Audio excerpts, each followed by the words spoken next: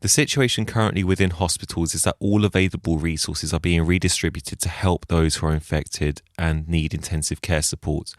This is unprecedented. It's akin to a time of war. If you're of the mindset of, it doesn't matter if I get infected, I'm under the age of 70 and I have no health problems, please don't let your ignorance become one of the reasons why historians might look back at us in complete disbelief.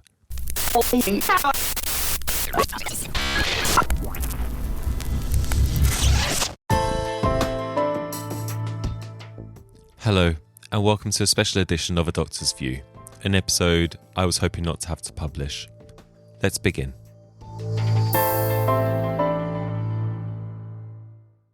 Hello everyone, and welcome to A Doctor's View. I'm Dr. Bolivios. I wasn't planning on publishing an episode on coronavirus, but given the current state of affairs, I wanted to say a few words in an unscheduled episode. Firstly, a warning.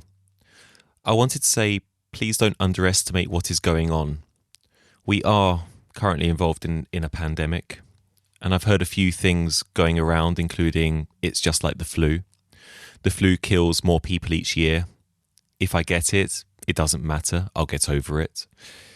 Yes, the flu has historically killed more people, but this isn't over.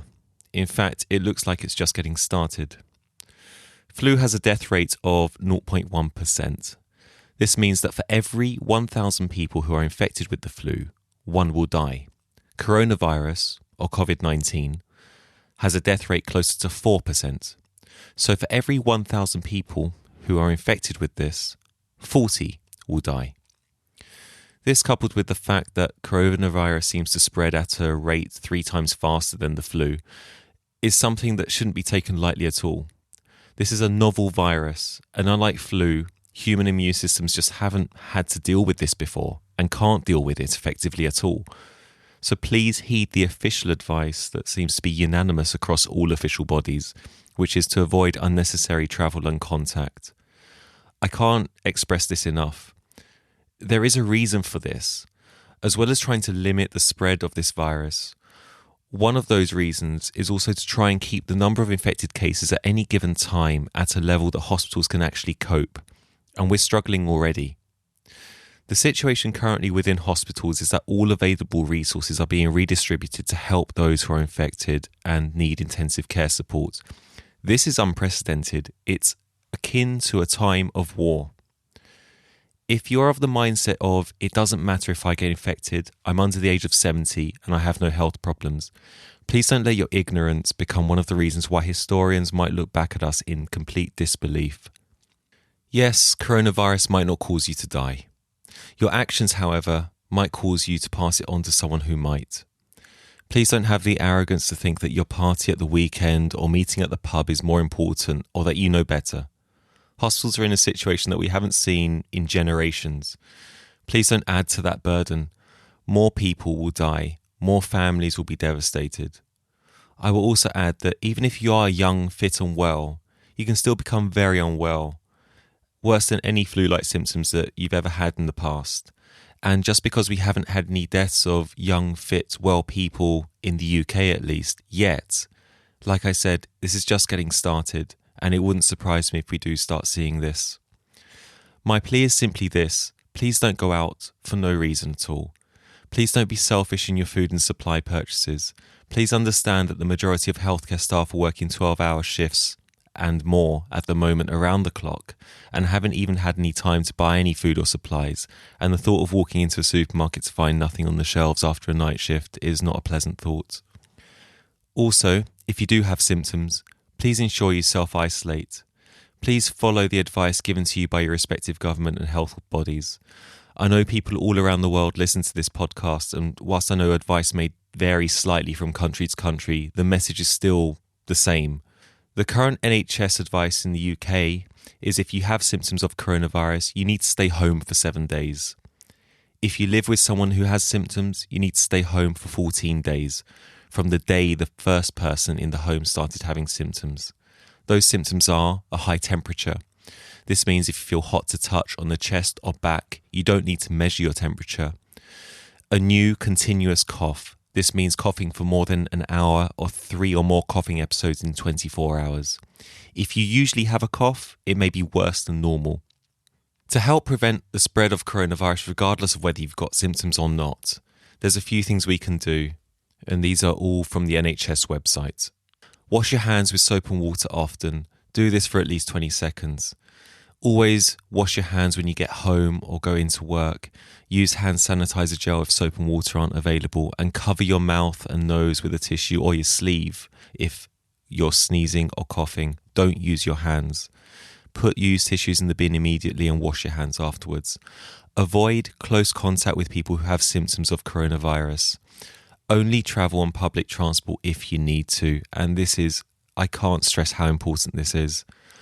Work from home if you can. Avoid social activities such as going to pubs, restaurants, theatres and cinemas.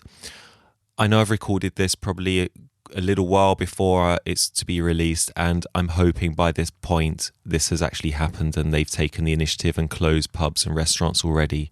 But in case some are still open, please don't go to them.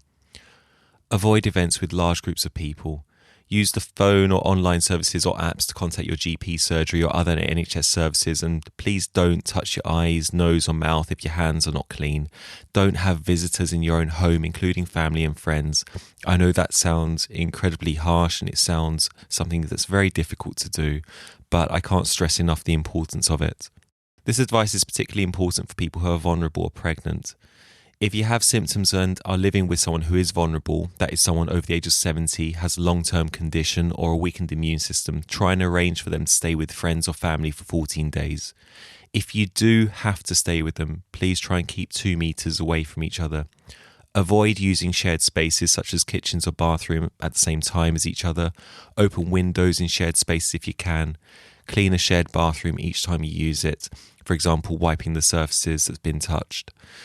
Use a dishwasher if you have one, and if not, use washing up liquid. Wash your own plates, cutlery with warm water and dry everything thoroughly. And please don't share a bed if possible, and don't share towels, including hand towels and tea towels. If you think you do have symptoms, please seek the advice given by your local health authority. Here in the UK, there is the 111 coronavirus service, and I'll put links to that in the podcast description. I'll also put links to the NHS coronavirus page, which lists this advice and also more. If you're pregnant and worried about coronavirus, I will also add the link to the advice given by the Royal College of Obstetricians and Gynaecologists, again in the podcast description. I titled this episode as A Warning, a Plea, and a Thank You. Firstly, a personal and very humbling thank you. Over the last week or so, I've received phone calls and messages from friends, non-medics, who called to not only say thank you, but also to tell me that if I needed someone to talk to over the next few weeks after a difficult shift, or if there's anything they can do to help, to call them at any time. I can't express my gratitude to these people or what that means to me, and if they're listening, thank you. I also want to thank everyone involved in helping to put a little smile on healthcare workers' faces, in particular coffee shops like Costa, Starbucks, Nero, Pret a Manger and McDonald's, who are offering free hot drinks to NHS staff here in the UK. Such a gesture might not seem like much, but I promise it doesn't go unnoticed by healthcare workers, and I can't tell you how much it's appreciated. I also want to thank all the hospital workers, those who have organised what seems to be the impossible and created more bed spaces, those who have organised emergency rotas on such short notice, the consultants who are taking up extra roles to keep non-corona related emergencies in the hospital running, all my anaesthetic and intensive care colleagues who are working round the clock and are doing incredible things to try and keep people alive.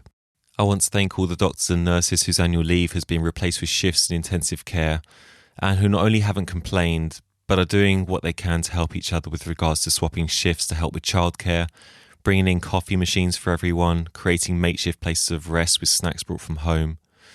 The nurses who have been grossly understaffed for many years, they're heroes looking after the infected day and night, and they're being pushed their absolute limits. By now, it's public knowledge that masks and other protective gear for medical staff is in short supply or simply no longer available. And yet, I rarely hear people in the hospital question this with, what if I get infected? They question it with, how am I going to protect my family if I'm not protected? Such is the selflessness of these people. and they still go to work anyway. Hospitals are not made up of simply doctors and nurses. The team involved in looking after someone is huge. It's actually incomprehensible. From the secretaries who have to deal with so much to help keep things running and sending us constant updates, to the cleaning staff without whom the hospitals simply just fall apart. The bins, wards and floors, they don't magically clean and empty themselves.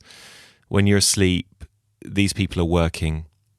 They are probably the most important part of infection prevention and can't be thanked enough. I also want to thank the medical students around the country who have offered to provide childcare services for the medics who are having to work extra shifts, and those in their final year of training who are being pushed outside of their comfort zones and are stepping up to help in the hospital. This pandemic has for sure brought out the worst in some people, but it most certainly has shown the world the compassion and kindness that humanity can have for each other. So I will end this episode as I always do, with please look after yourself, but I will also add, please look after those around you also. Thank you for listening. I will try and post as many updates as I can, and apologies if my usual schedule is interrupted. I'm Dr. Bolivios. Goodbye.